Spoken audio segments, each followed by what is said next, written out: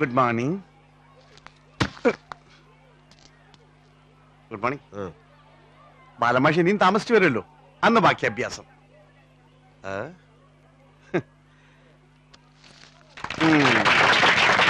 Silence.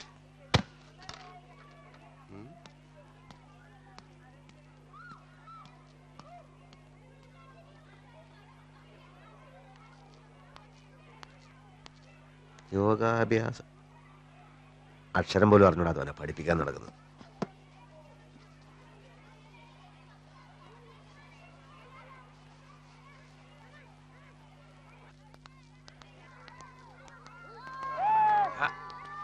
കിട്ടും. കുട്ടികൾക്ക് എന്നെ വലിയ പേടിയാ.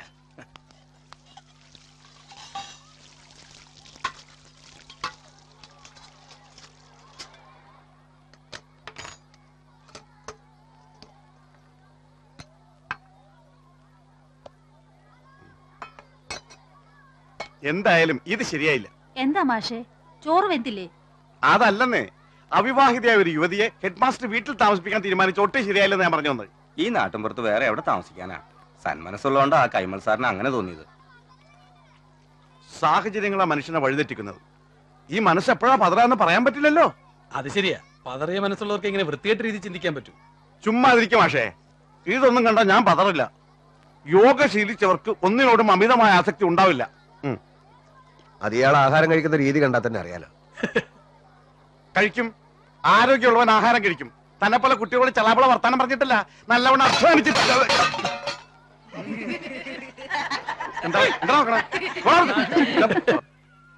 ആദ്യമായിട്ട് രാജാവിന്റെ സുഖഭോഗങ്ങളും വിനോദങ്ങളും ഒക്കെ വേണ്ടെന്ന് വെച്ചു. അദ്ദേഹം അഹിംസാവാദിയായി.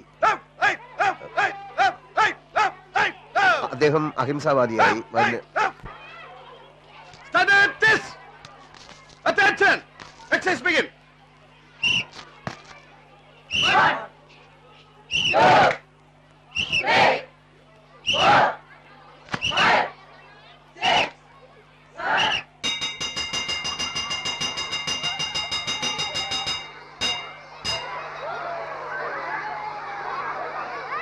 എങ്കിൽ പിന്നെ നിർമ്മല ടീച്ചർ ഒരു കാര്യം ചെയ്യട്ടെ, ശബ്ദം പുറത്തു വരാതെ സംഗീതം പഠിപ്പിക്കട്ടെ. അപ്പൊ പിന്നെ മറ്റാർക്ക് ശല്യാവില്ലല്ലോ. ശബ്ദം പുറത്തു വരാതെ സംഗീതം പഠിപ്പിക്കേ, അതൊരു പുതിയ അറിവാണല്ലോ. അതെ, ആംഗ്യ ഭാഷയിൽ. എന്താ അങ്ങനെ പഠിപ്പിച്ചോ ടീച്ചർ? ഈ പുളിച്ച തമാശ കേൾക്കാനല്ല ഉള്ള നേരം കളഞ്ഞ് എല്ലാരും ഇവിടെ കൂടിയിരിക്കുന്നത്. പിള്ളേര് വിഷമം പിടിച്ച ഒരു കണക്ക് ചെയ്യുന്നിരിക്കട്ടെ. പാട്ട് കേട്ടാൽ ശ്രദ്ധ തിരിയും. അങ്ങനെ ഒരു അവസ്ഥയ്ക്ക് പരിഹാരം ഉണ്ടായേ പറ്റൂ. നിർമ്മല ടീച്ചറെ ഇവിടെ അപ്പോയിന്റ് ചെയ്ത് പാട്ട് പഠിപ്പിക്കാനാണെങ്കിൽ അവർ പാട്ട് പഠിപ്പിക്കുക തന്നെ ചെയ്യും. ഇയാളെ ആരാ ഇവിടെ വിളിച്ചത്? രമ്യമായ ഒരു പരിഹാരം ഉണ്ടാക്കാൻ ആർക്കെങ്കിലും വല്ല നിർദ്ദേശം ഉണ്ടെങ്കിൽ അത് പറ. ഈ സ്കൂളിന് ധാരാളം കോമ്പൗണ്ട് ഉണ്ട്, മരങ്ങളുണ്ട്. കുട്ടികളെ തണലത്ത് എവിടെയെങ്കിലും ഇരുത്തി പാട്ട് പഠിപ്പിക്കാലോ. അത് ശരി, നിങ്ങളൊക്കെ ആദ്യന്മാര്, നമുക്ക് രണ്ടുപേർക്കും ഭ്രഷ്ട്. എന്നാ പിന്നെ ഡ്രില്ലെടുക്കുന്നത് ക്ലാസ് മുറിയിലാക്കാം എന്നാണ് ഞാൻ പറഞ്ഞത്. സംഗീതത്തോട് സ്നേഹമില്ലാത്തവർ ഇതിനപ്പുറം പറയും. ഇയാളൊന്ന് വെറുതെ ഇരിക്കടോ. ബാലന്മാഷ് മുന്നോട്ട് വെച്ച നിർദ്ദേശത്തെ പറ്റി ടീച്ചർ എന്തു പറയണു? മറ്റുള്ളവരെ ശല്യപ്പെടുത്തുന്നതായി പോയല്ലോ എന്റെ വിഷയം ആലോചിക്കുമ്പോ എനിക്ക് വിഷമമുണ്ട്. ഇതിലിപ്പോ അങ്ങനെ വിഷമിക്കാനൊന്നുമില്ലല്ലോ. മുറ്റത്താവുമ്പോ നല്ല കാറ്റ് കിട്ടും. മറ്റ് ക്ലാസ്സുകളിലെ ഒച്ചയും ബഹളവും ടീച്ചറുടെ ക്ലാസ്സിനെ ബാധിക്കുകയില്ല. കൈമൾ സാർ പറയണ പോലെ ചെയ്യാം. Very good. അപ്പൊ പ്രശ്നം തീർന്നല്ലോ, നമുക്ക് പിരിയാം. സംഗീതത്തോടുള്ള നിങ്ങളുടെ ഈ സമീപനം എന്നെ ലജ്ജിപ്പിക്കുന്നു. ഒന്ന് പിരിഞ്ഞു പോ എന്റെ മാഷേ, സമയം കുറെ ആയില്ലേ. എന്താ ചെയ്യ?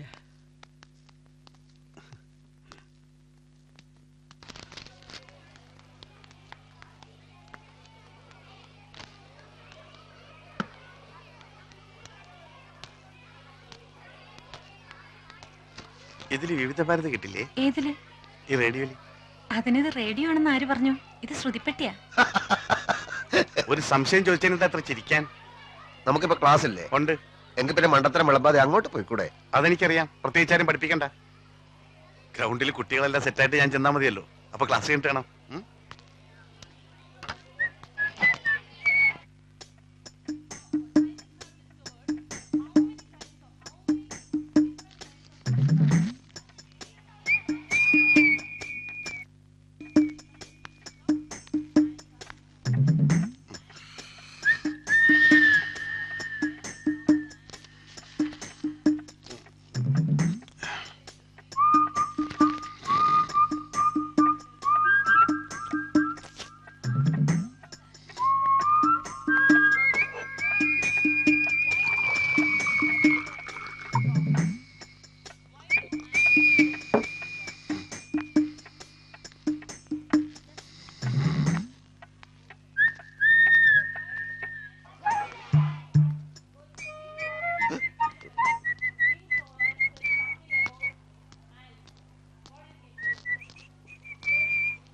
Jose Panichikkadan, Shri Jose Panichikkadan, mister Jose Panichikkadan, Jose Panichikkadan.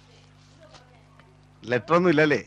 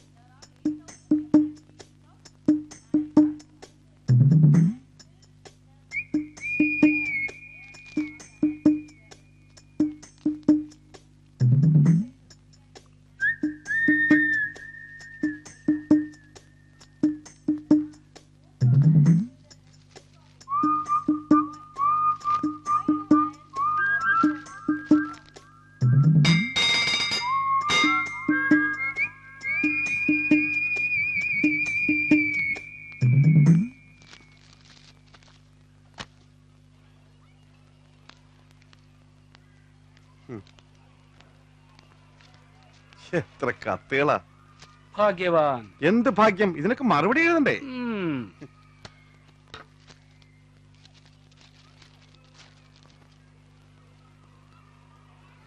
Good morning sir. Good morning.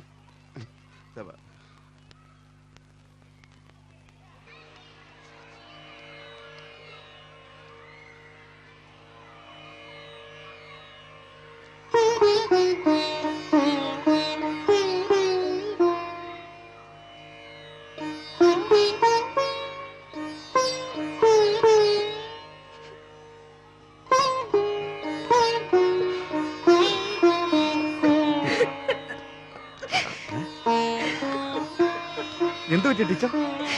എന്താ ടീച്ചർ? ടീച്ചർ എന്തിനാ കരയുന്നത്? താമല്ല അനാവശ്യം കാണിച്ചോ? ചോദിച്ചു കേട്ടില്ലേ എന്തിനാ അവർ കരഞ്ഞെന്ന്? നിങ്ങൾ ഇതുപോലെ ശ്രദ്ധിക്കുന്നുണ്ടോ? ശമ്പളം വാങ്ങാൻ വന്ന നിർമ്മല ടീച്ചർ കരഞ്ഞോണ്ടാ പുറത്തേക്ക് പോയത്. കുറെ നാളായിട്ട് ഞാൻ കാണുകയാ ടീച്ചറുടെ പിന്നാലെ ഇങ്ങനെ നടക്കുന്നത്. ഒറ്റക്ക് ഇട്ടിപ്പോ കയറി പിടിച്ചാടും. ഇവിടെ എന്താ ചോദിക്കാനും പറയാൻ ആരും ഇല്ലെന്ന് കരുതിയോ? സത്യം പറയണോ?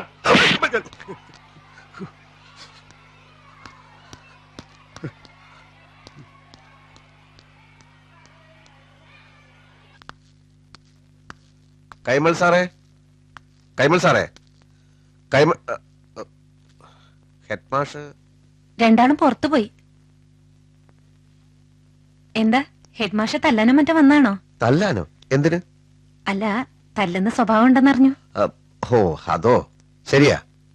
അയാൾക്കൊന്ന് കൊടുക്കേണ്ടി വന്നു എന്ന് വെച്ച് നാട്ടിലുള്ള ആൾക്കാരെ മുഴുവൻ തല്ലാൻ നടക്കുന്ന ഗുണ്ടയൊന്നുമല്ല ഞാൻ. ഹെഡ് മാസ്റ്ററുടെ ശമ്പളം കൊടുക്കാൻ വേണ്ടി വന്നതാ. വരുമ്പോ ഞാൻ കൊടുത്താ മതിയോ? മതി.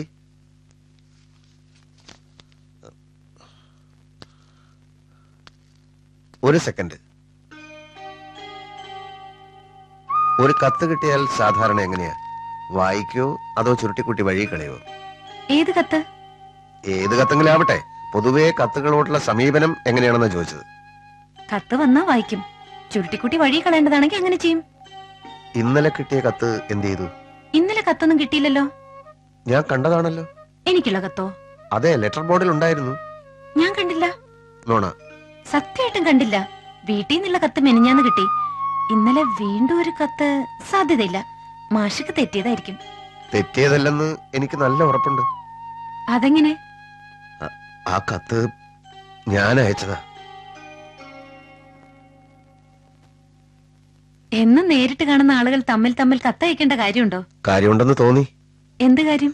അത് പറയാനുള്ള ബുദ്ധിമുട്ട് കൊണ്ടാണല്ലോ എഴുതേണ്ടി വന്നത്. എങ്കിലും ഒരു വട്ടം കൂടി എഴുതിങ്ങി തന്നോളൂ. ഞാൻ പേനയും പേപ്പർ എടുത്തു തരട്ടെ. അല്ല, അങ്ങനെ ഇപ്പൊ അവര് വന്നു. താൻ ഇവിടെ നിക്ക. ഞാൻ തന്നെ അന്വേഷിച്ച് സ്കൂളിൽ പോയിരുന്നു. ഞാനിവിടെ ശമ്പളം ഏൽപ്പിക്കാൻ വേണ്ടി വന്നതാണ്. സ്കൂൾ കുട്ടികൾ തമ്മിൽ തല്ലിയ മാഷന്മാർ ഇടപെടും. മാഷന്മാർ തമ്മിൽ തല്ലിയ ആരിടപെടും? ഇതാരാ ഇവിടെ വന്ന് വിളമ്പിയത്? ഞാനൊന്നും അല്ലേ. ഞാനാണേ.